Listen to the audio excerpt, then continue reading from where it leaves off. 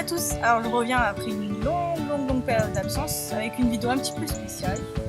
C'est une vidéo pour fêter les 1 an de rencontre de ce bébé et de moi. Oui. Alors pour cet événement un peu spécial, je vais vous faire le tag présente-nous ton cheval, parce qu'au bout d'1 an, ça serait temps que je vous présente officiellement dans les règles de l'art. Donc je vais vous présenter avec les questions du tag le petit bébé ici. Si on arrive à faire une vidéo normale sans que monsieur se mette au milieu tout le temps. Alors présente-nous ton cheval, première question. Donc c'est un petit bébé qui va bientôt avoir 4 ans. C'est un hongre, il est palomino et c'est un croisé espagnol. Depuis quand appartient-il? Je l'ai eu donc, comme je vous l'ai dit, ça fait 1 an, donc je l'ai eu le 16 octobre 2016. À quelle occasion l'as-tu eu? Donc, et c'était pour mon anniversaire qui est le 9 novembre. Mais bon, après je l'ai eu un petit peu en avance puisque je l'ai eu le 16 octobre. Donc, mais à la base c'était mon cadeau d'anniversaire pour mes 25 ans. Donc ce gros bébé, mon cadeau de mes 25 ans. Tu l'as acheté ou on te l'a offert? Alors on me l'a offert pour mes 25 ans. Mais après c'est un cadeau, donc voilà, c'est mon chéri qui me l'a offert pour mes 25 ans. Il avait quel âge quand tu l'as eu? Donc il allait avoir 3 ans, puisqu'il est de novembre 2013. Donc il allait avoir 3 ans et pour le coup, il n'a pas du tout le mental d'un cheval de 3 ans. Donc 6e question, as-tu changé son nom? Si oui, pourquoi? Alors oui, j'ai changé son nom parce que son nom sur les papiers c'est Numero 8, puisqu'il est d'Espagne. Et je pense que quand ils ont acheté ce cheval ou quand ils l'ont fait naître dans l'élevage, il devait faire naître un paquet de chevaux et donc numéro 1, 2, 3, 4, 5, 6, ça ira très bien. Donc moi je l'ai changé, donc officiellement c'est Numero 8, mais officieusement dans la vie de tous les jours c'est Vaquero. Je voulais garder une consonance espagnole parce que c'est quand même un croisé espagnol, donc son petit nom c'est Vaquero. Donc le connaissais-tu avant de l'acheter ou pas? Alors non, pas du tout, puisque je suis allée chez un marchand qui était spécialisé dans les chevaux espagnols. Et en fait, voilà, je ne sais pas du tout ni le lieu ni le cheval.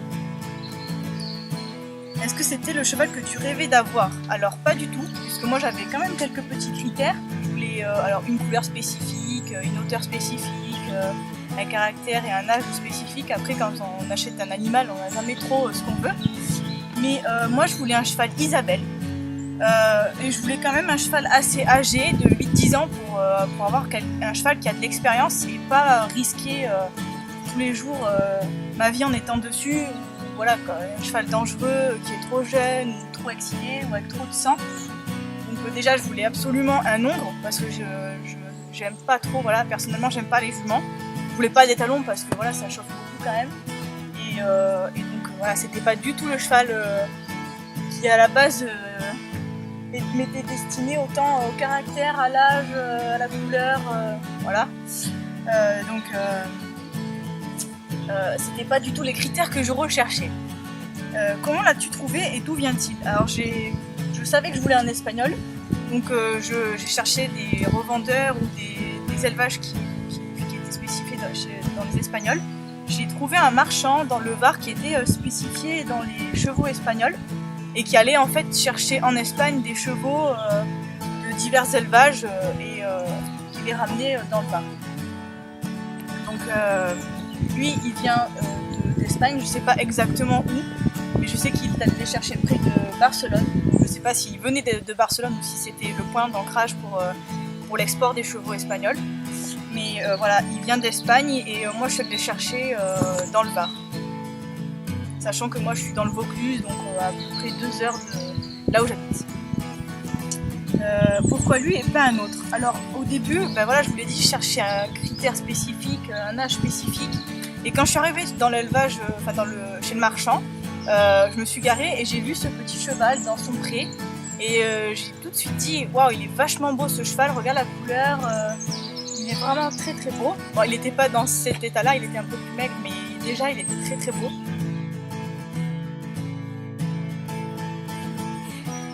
Après, je suis allée essayer plusieurs chevaux parce que c'est un marchand, donc le but c'est de trouver quand même le cheval de vos rêves. Donc je lui ai demandé d'essayer, j'avais vu il y avait 2 Isabelles, donc j'ai essayé les 2 Isabelles. Et après voilà, comme j'avais demandé des critères spécifiques, j'avais donné mon niveau et je lui avais dit je veux tel cheval, il m'avait fait essayer Bakero. Donc il était un peu plus jeune que ce que je voulais, parce que moi j'aurais cherché entre 5 et 10 ans on va dire pour avoir une grande fourchette. Et avec un certain prix aussi, il faut pas se le cacher. Et quand j'ai essayé les autres chevaux, c'est pas du tout passé. Tu me dis si je te dérange hein. Et après je suis montée sur Bakero et là le feeling il est passé, j'avais pas du tout d'appréhension. Le pas, le trot, sans problème, alors que les deux j'étais vraiment anxieuse dessus, je me sentais pas à l'aise. Et j'ai même demandé de me faire longer alors que voilà, je sais monter à cheval mais je me sentais pas à l'aise sur les autres. Beaucoup trop nerveux, beaucoup trop impulsif. Et lui, un amour, il répondait super bien aux aides, à la voix. Et voilà, je me suis sentie à l'aise au trot sur lui, enfin aucun problème. Donc voilà, j'ai dit c'est sûr, c'est lui, je veux pas en essayer d'autres, c'est lui que je veux. Il était parfaitement dressé, juste débourré ou à peine manipulé. Alors je pense que vu son âge, quand je l'ai eu, il avait pas 3 ans, il devait être juste débourré. Mais par contre, je sais pas si c'est la méthode de débourrage d'Espagne, mais il est hyper attentif à ce qu'on demande. Il est pas du tout vicieux, il apprend très vite. Bon, c'est l'avantage d'un bébé. Mais voilà, il savait faire les 3 adures, c'est tout. Et voilà, ça fait 1 an que je l'ai, j'ai commencé à lui apprendre des choses, à apprendre des choses avec lui. Et il apprend super vite les exercices qu'on fait ensemble, donc c'est vraiment un avantage. Quelles sont ses principales qualités et ses principaux défauts?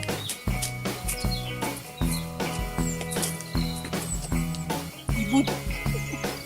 Il en a marre de la vidéo.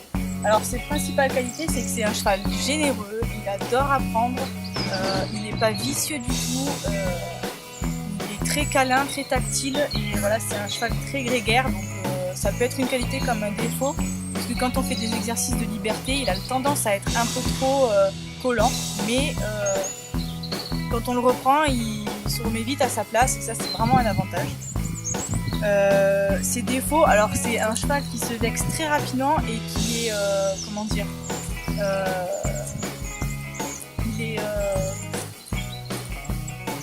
il se contrarie très vite, c'est-à-dire que quand il va faire quelque chose qu'il considère de mal, ou qu'il a mal fait un exercice, ou alors qu'il a simplement trébuché, il va se braquer, se tourner dans tous les sens et un petit peu bouder. Et ça c'est pour l'instant le seul défaut que j'ai pu trouver après 1 an de relation avec lui. Que comptais-tu faire avec lui en l'achetant et que fais-tu finalement? Alors en l'achetant, je comptais faire du loisir parce que je suis pas une cavalière de compétition, c'est pas mon but, et mon but c'est de me faire plaisir, d'avoir une bonne relation avec mon cheval et de m'éclater et de pas prévoir les choses à l'avance, de venir et dire bon je vais faire ça parce que j'ai envie de faire ça. Et au final, c'est ce que je fais. Après, je fais un peu plus de carrière en ce moment parce que voilà, c'est un bébé, il connaît pas encore trop l'extérieur. On a fait une seule balade tous les deux et j'ai pu constater qu'il était pas du tout sur l'œil. Parce que quand il avait peur de quelque chose, juste il se figeait, mais il faisait pas vraiment le fou à faire des écarts ou à vouloir m'embarquer ou quoi. Donc ça, c'est vraiment un bon point positif puisque le but, c'est vraiment de faire des balades avec lui et de me faire plaisir en carrière quand j'ai envie de faire de la carrière. Donc on va continuer dans ce sens-là puisqu'il est réceptif, donc c'est cool. Où vit ton cheval? Alors il vit dans mon centre équestre. J'ai choisi de le mettre en centre équestre parce que pour l'instant j'ai pas les capacités ni les moyens de le mettre chez moi. Mais dans la finalité ce serait de le prendre chez moi pour l'avoir à côté de moi, le voir tous les jours et surtout faire des économies parce qu'une pension c'est bien. Parce qu'on peut partir en vacances quand on veut, on est sûr d'avoir quelqu'un qui s'occupe de lui quoi qu'il se passe, mais ça coûte un petit peu plus cher et vu que je suis à 20 minutes de mon centre équestre, je peux moins souvent venir le voir quand j'ai envie. 15e question, combien de fois travailles-tu avec lui par semaine? Alors ça dépend, c'est au minimum on va dire 2 fois par semaine et au maximum 5 fois par semaine, ça dépend du temps, je parle de la météo, du temps que j'ai et en ce moment ça va être de plus en plus compliqué puisque on arrive en automne, l'hiver approche et on va changer d'heure et comme en général je viens après le travail, là ça va être compliqué puisque la nuit va tomber très vite et j'ai pas de carrière éclairée donc ça va être beaucoup plus le week-end et pendant mes jours de congé donc ça va tourner autour de 2 minimum voire 3 mais pas plus parce que c'est un peu compliqué la semaine. Comment se déroulent vos séances type? Alors quand on fait une séance tous les deux, en général comme je fais des séances toute seule et que je les fais vraiment de de manière concentrée, c'est-à-dire je fais pas beaucoup de pauses, je fais donc les étapes traditionnelles de détente, donc j'en fais 10 à 15 minutes de pas, trop et galop, beaucoup plus de pas et de trop que de galop. J'essaye de faire la détente au galop parce que c'est important, mais je fais juste un tour de chaque main. Et après, donc selon ce que j'ai prévu de faire comme exercice, ça va être 10-15 minutes de cet exercice, ou de plusieurs exercices. Donc soit des exercices d'assouplissement, soit des exercices de travail d'amplitude. Et après, pareil, on repart sur 5 ou 10 minutes de détente. Et pour détendre les muscles de monsieur qui a travaillé, qui est peut-être en train de transpirer, pour le refaire retomber son rythme cardiaque et retrouver le calme et la détente. Combien avez-vous sauté au maximum? Tous les deux, des toutes petites hauteurs parce que c'est un bébé, j'ai pas envie de le faire sauter trop. L'ostéopathe m'a dit de pas abuser sur l'obstacle parce qu'il est en pleine croissance et j'ai pas envie d'arrêter sa croissance. Après, je sais que c'est un cheval espagnol, mais il adore le saut et pour lui faire plaisir de temps en temps, je lui fais faire du saut en liberté. Et je crois que tout seul, il a dû sauter 80 cm déjà. Je pousse pas la hauteur, je préfère le faire travailler sur la longueur des sauts, on va dire, pour qu'il muscle son dos et qu'il se concentre sur l'obstacle plutôt que de la hauteur. Parce que la hauteur, je sais qu'il en est capable et c'est pas de ça qu'il a besoin. Il a surtout besoin d'apprendre à sauter, à être correct sur ses sauts en liberté quand il est tout seul, qu'il se gère, et apprendre à utiliser un saut comme il faut, c'est-à-dire de se placer au milieu, de pas arriver de manière précipitée et de ne pas avoir peur de ce qui peut se situer en dessous des sauts. Donc je mets des fois des sous-bassements qu'il apprenne, mais il n'est pas du tout sur l'aile, il aime tellement ça qu'il regarde pas, il saute. Allons-y. À quelle fréquence sautez-vous? Alors je peux pas répondre vraiment à cette question parce que voilà, comme je disais, j'en fais très peu. Donc si ça va être au maximum une fois par mois, c'est vraiment le grand maximum parce qu'il est en pleine croissance, il a les genoux qui ont encore de la croissance, il a son garrot qui est un peu encore sorti, donc je ne vais pas me pousser l'exercice trop. Quelle est la discipline préférée de ton cheval? Alors comme je disais, c'est peu croyable parce que c'est un espagnol et qui sont plus, on va dire, dans la lignée prédestiné à faire du dressage, mais alors lui l'obstacle c'est vraiment un truc qu'il adore parce qu'à chaque fois qu'il voit un saut qui est placé dans la carrière, malgré le fait qu'on va pas travailler dessus, il est tout le temps en train de regarder, il est content, il va se dire ça y est, on va vers le saut, on va sauter, et quand il voit que je le dépasse sans le sauter, il est un peu déçu. Donc ça me fait rigoler parce que voilà, j'ai un cheval espagnol qui adore sauter. Faut pas chercher, c'est dans le caractère, hein. Monsieur il aime ça, sauter, c'est trop bien. Alors, quelle figure de dressage connaît-il et est-il en train d'en apprendre? Donc, de dressage, il connaît les bases, on va dire, c'est-à-dire faire un cercle, faire une diagonale, les changements d'allure, transition montante, transition descendante. Il commence à faire des déplacements latéraux et déplacer des hanches, déplacer des épaules. Mais après, voilà, ça reste basique et voilà, j'ai envie de faire les exercices que je lui apprends de manière correcte jusqu'au bout. Et quand l'exercice est acquis de manière correcte, je passe au suivant, mais j'ai pas envie de précipiter, de lui apprendre plein de trucs en même temps. C'est un bébé, il est vert dans le travail, donc on va prendre le temps de faire les choses. J'espère que vous me voyez toujours, parce qu'avec un gros doudou comme ça, est-ce un cheval pour tous les niveaux? Alors je pense pas, parce que je pense qu'il faut avoir un minimum de niveau. Je pense qu'un débutant dessus saurait pas quoi faire s'il embarque, et ce serait une mauvaise idée parce qu'il pourrait être considéré comme méchant ou un peu foufou. Alors c'est pas le cas, c'est juste qu'il faut avoir un minimum de connaissances, savoir maîtriser un cheval et savoir quoi faire en cas de folie, en cas d'écart ou quoi. Donc je dirais au minimum le niveau que j'ai moi, c'est-à-dire galop 3. Après les galops ça ne veut pas dire grand chose, je pense que c'est vraiment les niveaux de connaissances parce que officiellement j'ai un galop 3, mais je pense qu'en un an j'ai appris beaucoup de choses et j'ai pas passé de galop, mais je pense avoir quand même un petit niveau galop 4 on va dire. Mais voilà, faut pas abuser, c'est un cheval qui a à peine 3 ans voire 4 et un débutant dessus, je pense que ça peut risquer de provoquer des chutes et lui il va pas comprendre ce qu'il va falloir faire parce qu'on va les tirer dans tous les sens et voilà. Si on lui apprend des mauvaises manières dès le début, ça va être compliqué de lui enlever et de lui apprendre les bonnes choses. Question 22, quelles sont vos petites habitudes entre vous? Alors moi, les visites types que je fais avec lui, c'est voilà, j'arrive, je m'occupe de lui, je le pense, après on fait notre petite séance, ou alors on n'en fait pas, je m'occupe de lui, je lui fais ses pieds, je lui lui nettoie les yeux, je lui nettoie le nez pour qu'il soit bien, qu'il se sente bien, qu'il se sente propre. Je lui fais ses pieds s'il en a besoin, je sais pas si je l'ai déjà dit, c'est pas grave. Et après, on va faire un petit peu de broutage pour que monsieur se détende, pour qu'il voit les autres copains autour de lui, qu'il sorte un petit peu de son pré. Et en général, après, on fait des petites séances de gratouille, de câlin, voilà, pour qu'il s'habitue à moi, qu'il soit heureux de me voir, pas juste que je sois là pour le monter et le remettre dans son parc. Voilà, c'est des petites séances de partage, de câlin, et pour qu'il comprenne que je suis là pour son bien-être et pas juste poser mes fesses dessus. Donc voilà, j'essaye de varier la manière dont je viens à chaque fois le voir.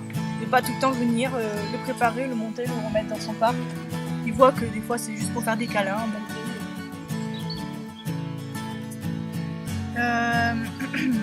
23. Est-il du genre à tester ou non? Alors non, pas du tout.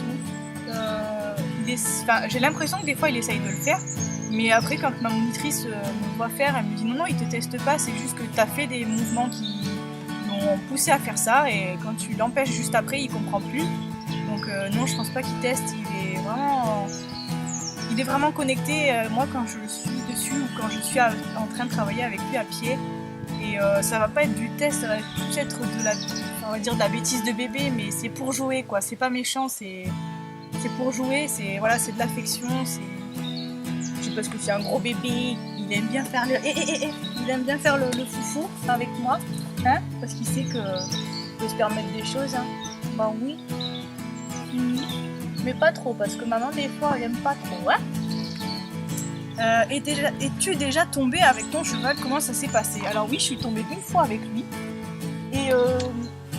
et en fait c'était pas moi qui l'ai provoqué, c'est qu'il y a un petit poney, un grand poney qui a commencé à le charger, et en fait il a pris peur, donc il a fait un écart. Là c'était vraiment pas volontaire de sa part, c'est vraiment je fuis parce qu'on me fonce dessus, et cet écart moi je l'ai pas du tout vu venir, et donc je me suis fait éjecter sur le côté parce qu'il est parti d'un côté, moi je suis restée là où je me trouvais, et donc voilà, c'est la seule fois où je suis tombée. Après non, des séances montées ou travailler en cours collectif ou tout seul, j'ai jamais fait de chute, donc tant mieux pour moi, hein. C'est pas le but de faire plein de chutes, hein. Quel avenir envisages-tu avec ton cheval? Donc c'est simple, je vais pas faire un dessin. L'avenir, c'est de continuer à progresser tous les deux, de lui apprendre plein de choses, qu'il m'apprenne plein de choses, qu'on évolue dans le bon sens tous les deux, qu'il continue sa croissance dans la bonne manière, et qu'il s'épanouisse auprès de moi, et qu'on devienne les meilleurs amis du monde et les plus inséparables du monde. Voilà, parce que c'est mon gros bébé, ça. Voilà, c'est tout pour cette vidéo, j'espère qu'elle vous aura plu. Dites-le moi en commentaire si elle vous a plu, si vous aimez ce genre de vidéo, et si vous voulez d'autres types de vidéos. Après j'essaierai d'en faire un petit peu plus varié avec mes autres animaux, pas tout le temps avec Bakero. En tout cas je vous fais plein de bisous et je vous dis à très bientôt. Salut!